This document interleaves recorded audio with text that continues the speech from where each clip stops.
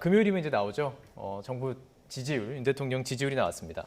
4%포인트 이제 긍정 부분에서 4%포인트가 떨어졌고요.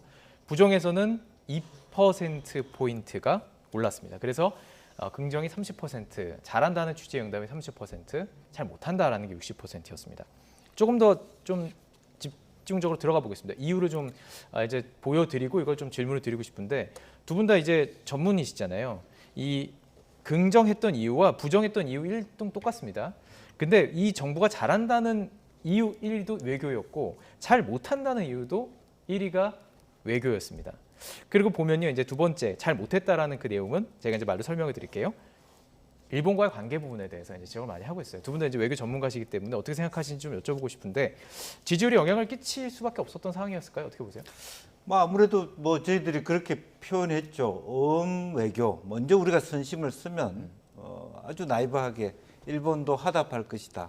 그렇게 갔는데 화답은커녕 실제로 된스리를 우리에게 줬고 또 일본 정부의 입장은 아니지만 어쨌든 일부 언론에서 이렇게 우리에게 간을 본다는 식으로 독도 문제든 여러 가지 다양한 이야기를 꺼내서 우리 대통령에게 더 많은 부담을 안겨서 오히려 일본 우익조차도 너무 윤 대통령 홀대하는 거 아니냐, 선물이 너무 없는 거 아닌가, 일본 내부에서 그런 걱정을 할 정도의 결과를 안고 왔단 말이죠. 이제 그런 부분이 이제 실질적으로 보면 젊은 세대의 측면에 최근에 들어서 이렇게 빠지게 된 주요 원인이 되면 MZ 세대 자체가 69시간 때문에 굉장히 휘청거린 데다가 지금 세대는 한일 관계를 볼 때 아주 수평적 대등적으로 봐요.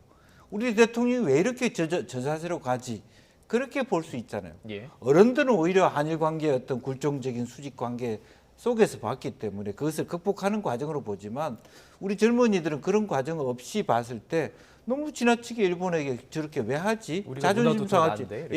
이런 것들이 수긍이 안 되는 그런 부분이 있고, 똑같은 주제가 이렇게 긍정도 있고 부정도 있다는 것은 어차피 우리 국민들이 상당수 확정 편향돼 있습니다. 그러니까 일부 반도체 관련 대통령의 노력의 결과로 규제를 풀고 해서 이익이 보는 기업이 왜 없겠습니까? 있죠. 일부 이익이 보는 것도 있고 경제를 위해서도 좋은 일이 있습니다만은 우리 국민의 자존심과 그 경제 일부의 이익이 어느 정도 경중을 따졌을 때 큰 것인가는 또 다른 문제다, 그렇게 보여집니다. 저는 이 부분 좀 얘기하고 싶은 게요. 그 부정, 그러니까 잘 못한다라는 것에서 세 번째 이유는 민생이었어요. 지금 사실 경제가 매우 힘든 상황인데도 민생이 8%고 오히려 외교 문제 그리고 일본과의 관계가 합치면 41% 나오는 거거든요. 조금 전에 전두환 씨 손자가 광주에 내려가니까 광주 시민들이 같이 눈물을 흘리면서 안아주잖아요. 제가 볼 때 이런 한국 국민의 정서는 한국 정치에 굉장히 많은 영향을 미친다고 생각을 해요. 그렇기 때문에 지금 사실은 대통령이 주안점을 둬야 될 부분이 경제요, 민생이지만 실제로 민생 어려운 거는 다 같이 느끼고 있지 않습니까?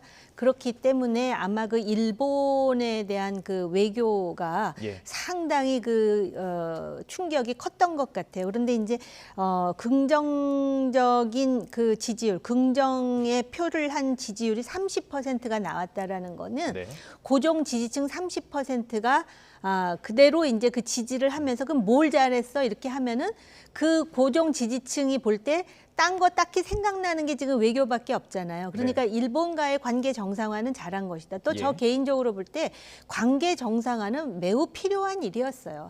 단지 그것의 방법이라든지 후속 조처라든지 그 과정에서 피해자들을 다독이고 아우르고 설명하고 설득하는 게 완전히 빠져 있기 때문에 지금 부정적인 평가가 높은 거라고 생각하고요.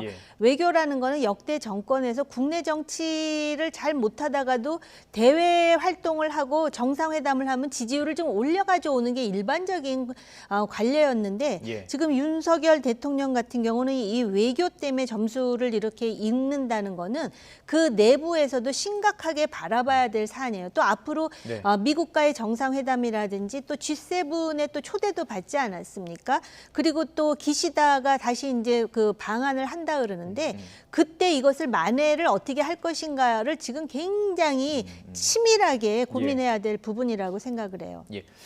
저도 그 김태호 1차장과 그 인터뷰할 기회가 있어서 이야기를 좀 나눠봤었는데 계속하는 정부가 하는 얘기는 동일합니다.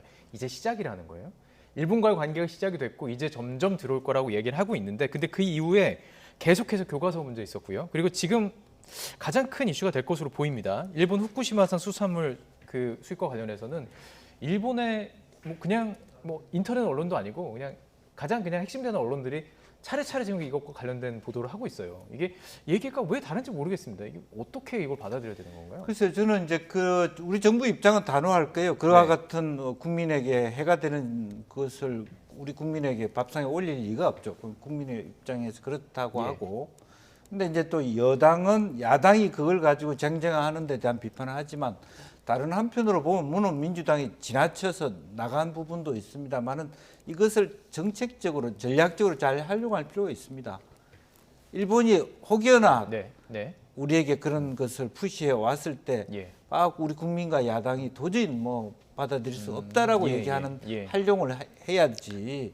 이것이 무슨 이재명 방탄을 위해서 뭐 없는 일도 만들어서 뭐 한다. 예, 이렇게만 볼 필요는 없다. 예. 그렇게 생각이 들고 혹여나 있을 수 있는 일본의 어떤 예. 그런 말하자면 정책적 도발이라 할까 일종의 네네. 이것도 도발이잖아. 쑥 들이미는 거잖아요. 네, 그걸 간접적으로 언론을 활용해서 이렇게 간을 보고 있다고 보여졌을 때 그걸 뭐 국민이 대통령이 어느 대통령이나 정치인이나 관료들이 받아들이겠다 할 수 있는 사람은 아무도 없을 거예요. 네네. 그랬을 때 오히려 야당을 그렇게 활용할 필요는 있겠다는 생각이고 문제는 예, 일본 내 자민당이 바뀌었냐 바뀔 것이냐 안 바뀐다는 것이 하나 있고 또 하나는 전 세계가 문을 여는 글로벌 자유화의 시대가 아니라 이제는 각자 도생의 시대로 가고 있습니다. 미국 대통령 가시기 좋아하고 일본 가서 뭐 어떤 자유 이야기를 하지만 네, 가서 우리 대통령에 대한 예우를 극대화하지만 실제로 우리 국민한테 주는 선물은 거의 없는 예,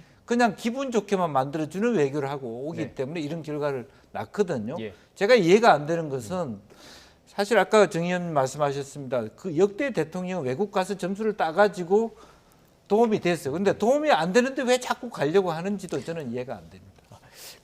이게 지금 핵심이 되는 후쿠시마산 수산물에 대한 그 발언이 이게 일본 의원이 질문한 거잖아요. 네. 그래서 이제 그 지역의 의원이 그 과정 속에서 이런 막 질문을 막 하고 이야기하고 이런 부분들이 분명히 뭐 있는지도 상당히 궁금합니다. 이제 뭐 그리고 궁금하기도 하고 그런 과정들이 이렇게 언론을 통해서 일본 측에서 나왔을 때는 분명히 일본 언론에 흘리는 사람이 있는 거거든요. 근데 이걸 이렇게 하는 걸 일본 정부도 그냥 두고만 보는 것도 좀 이해가 안 되는 부분이거든요. 그러니까 한일 의원 연맹에서 후쿠시마 그 수산물 얘기가 나온 것 같아요. 네. 그리고 그 지난번에 왜 김태효 차장하고 인터뷰 하실 때 그 얘기 하잖아요. IAEA로부터 조사를 하고 그걸로도 만족하지 못하기 때문에 또 한일 간의 치밀한 검토와 조사가 필요하다. 후쿠시마 오염수와 관련해서 그런 얘기를 김태효 차장이 하던데요. 일단 지금 이렇게 처음에 말씀하셨어요. 일본이 왜 정상회담 하자마자 얘기가 다르냐 그렇게 말씀하셨잖아요. 근데 일본을 연구해 보면 한 가지 진실을 확인할 수가 있는데요. 일본은 나쁜 쪽으로는 일관성 있게 지금까지 해왔어요. 우리가 볼 때는 굉장히 나쁜 쪽이죠. 그러니까는 상당히 그 자신들의 국익을 위해서 수단 방법 가리지 않는 것. 예를 든다면 김대중 오부지 선언 이후에도요. 네. 뭐 교과서라든지 또는 위안부 문제? 예. 위안부 문제뿐만이 사도관청? 아니라 그때도 왜 하여튼 그 일본의 군국주의를 상기시키는 그런 일들을 해갖고 마치도 뒤통수 치는 것처럼 그 다음에 이번에도 보면은 시작이라 그랬는데 김태호 차장 말이 일견 맞는 말이에요. 왜냐면은 어찌됐든 일본과의 관계가 좋아서 한미일 간의 안보 협력이 이루어지고 한미 동맹 관계가 좀 더 강화가 되면 북한에 대한 핵이라든지 미사일 위협에 효율적으로 대응할 수 있고 또 네네. 지금 뭐 그 반도체라든지 공급망이 지금 재편되는 과정에서 일본하고 협조해야 될 게 많은 건 맞는데요. 네. 한 가지 놓치고 있는 게 뭐냐면 이거를 계속해서 전격적으로 밀고 나가려면 가려면 국민들이 지지를 해야 돼요. 국내 예, 정치적으로 맞습니다. 지지를 해야 되는데 일본에서 지금 후쿠시마, 독도, 사도강산 막 얘기 나오는데 대응을 제대로 못 하잖아요. 그게 문제인 것이죠. 그러니까는 대통령이 후쿠시마 얘기가 나왔을 때 나는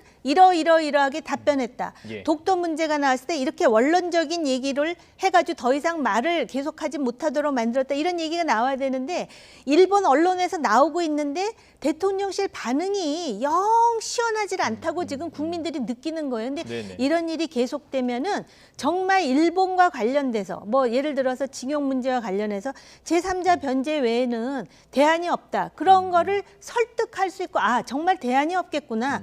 그나마도 윤석열 대통령이 과거 5년 동안 아무 일도 못하고 있었는데 문재인 정권 때 이렇게 문호를 열어가지고 지금 하나하나 진전이 되는구나를 느끼게 만들어줘야 되는데 다 갖다 퍼주고 오므라이스 먹고 뭘 했는 것 같은데 계속해서 일본이 저렇게 큰 소리 치는 거 보니까 우리는 하나도 챙긴 게 없어. 이런 인상을 주게 되면은 앞으로 예. 대외 정책이 더 힘들어질 수밖에 없겠죠. 자, 이제 남은 거는 미국 국빈 방문입니다. 이제 한미 정상회담이 있을 텐데요. 그 앞서서 이제 김성한 전 실장이 사퇴했고 교체되는 과정에 대해서도 상당히 좀 의혹들이 있고요. 근데 이 부분에 대해서 이제 민주당에서 국정조사까지 얘기를 꺼내고 있고 한일 정상회담과 관련해서 상당히 전국에 끼치는 영향도 있을 것으로 보이는데요. 근데 이제 의외로 뭐 국빈 방문은 매우 차질 없이 아주 훈훈한 대우를 받고 대통령이 돌아오실 거라고 봅니다. 단 문제는 미국에서 말씀하셨던, 예. 그런 것에 대한 문제가 없어요. 또 현재 뭐 주미 대사가 들어오셔가지고 지금 예. 현재 실제적인 어떤 막구 지휘를 하고 돼 있기 때문에 조태용 또 새롭게 이제 순차적으로 주미 대사도 차관이 나가고 예. 그런 부분이 있어서 별 차질이 없어 보여요. 미국은 굉장히 우리가 기중하고 또 중국과의 갈등 속에서도 한국이 어떤 편을 드느냐가 굉장히 소중하기 때문에 네. 그것은 우리 안보실의 어떤 노력 떠나서 좋은 대우를 받고 올 수밖에 없어요. 네. 다만 대우는 그 부분을 너무 우리 정부가 흥분해 있다는 거죠. 더 차분하게 이럴 때일수록 미국이 하나라도 받아올 수 있는 걸 해야 되는데 지금 보면은 뭐 대통령이 좋은 대우 받고 오는 것에 대해서 만족하고 오는데 우리 국민들이 다 알아요. 미국 언론이 뭘 얘기하고 똑같은 일이 벌어질 겁니다. 일본에 갔을 때 일본 언론이 뭐 하는지 우리가 좀 알 수 있잖아요. 네네. 과거처럼 그렇게 닫혀 있는 시대가 아니기 때문에 네. 정부도 오히려 더 안보실이 어떤 뭐 미국 정상회담을 잘하고 못하고의 문제가 아니라 정말 국익에 맞는 말하자면 세일즈 영업 사원으로서의 대통령의 역할을 제대로 하고 오셨는지 대통령 부인이 무슨 뭐 레이디 가가 공연을 봤냐 안 봤냐가 더 중요한 게 아니잖아요. 예. 이제 그런 부분에 대한 좀 생각을 가져야 된다고 봅니다. 그러니까 이게 만약에 진짜 예정대로 블랙핑크와 레이디 가가 막 합동 공연이 있었고 하면 진짜 화제는 됐을 것입니다. 그리고 말씀하신 것처럼 극진한 이렇게 대접을 받았을 때는 뭐 기분 좋으실 줄 말씀하신 것처럼 실익이 있느냐 이 부분인데 뭐 어떤 걸 좀 눈여겨봐야 될까요? 우리 시청자분들께서는 뭘 가져야 되나? 그래서 좀 언론에도 좀 아픈 얘기를 하고 네. 싶은데요. 과거에 박근혜 전 대통령이 중국을 방문했을 때 시진핑 주석이 엄청나게 그 환대를 했어요. 심지어는 만찬을 하면서 박근혜 전 대통령이 좋아했던 노래가 제가 기억이 정확하다면 거북이란 그룹이 있어요. 빈곤가? 그 노래를 틀어줬다라고 언론에서 대한민국 언론에서 대서특필하면서 이렇게 대접을 받았다고. 그러니까는 이 미국이나 중국이나 일본이 그걸 꿰뚫고 있는 게 아닌가. 한국은 정상회담 할 때 그런 식으로 그렇게 이벤트를 해주고 그러면 심지어는 저 문재인 대통령 북한에 가가지고 그 아리랑이 좀 더 그 진화된 그런 그 뭐예요 매스 게임 하는 데 가서 연설도 시켰잖아요. 지금 결과적으로 보세요. 뭐가 남았습니까? 손안에 쥐어진 게 아무것도 없어요. 그렇기 때문에 요번에 대통령이 블레어 하우스에 묵고 예포가 몇 발이 나오고 의회에서 연설을 하고 뭐 블랙핑크는 이제 없던 일이 됐지만 그게 중요한 게 아니고요. 뭐가 중요하냐면은 확장 억제에 있어서 얼마만큼 심화된 얘기가 나오는가. 그다음에 두 번째로 지금 반도체 보조금과 관련해 가지고 실제로 보조금을 주겠다 그러면서 무슨 나중에 초과 이익이 나면 그건 공유해야 된다. 대장동하고 완전 딴판이죠. 그럴 뿐만 아니라 무슨 심지어는 그 회사 기밀도 다 제출해라 뭐 이런 소리 하거든요. 있거든요. 예. 그거에 대해서 대한민국에 대해서는 동맹국으로서 얼마나 배려를 해주는가. 예. 그다음에 IRA와 관련해서도 마찬가지예요. 실질적으로 경제, 안보와 관련해서 그 바이든이 지금 이 김태호 차장에 대해서 제가 또 한 번 말하게 되는데요. 우리가 과거에 교과서로 배울 때는 미국은 동맹이었어요. 꽉 잡고 있어야 되는 동맹이었지만 지금 예. 미국이 어떻게 하느냐. 그때의 어떤 글로벌 안정자 또는 균형자가 아닙니다. 자국의 이익을 위해서는 미국도 뭐든지 해요. 네. 그럼 우리도 거기에 끌려만 갈 게 아니라 그런 거에 대해서 뭔가를 챙겨왔다라는 얘기를 들어야만 예. 요번에 한일 정상회담에서 깎아 먹었던 점수를 회복할 수 있어요. 예, 알겠습니다. 저희도 어떻게 대접받았냐보다는 무엇을 가져왔느냐 여기에 좀 포커스 맞춰가지고 좀 인터뷰도 하고 이야기를 좀 해보도록 하겠습니다. 자, 나이트 포커스 오늘 정호김, 김영주 전재규 의원 두 분과 함께 이야기 나눠봤습니다. 고맙습니다.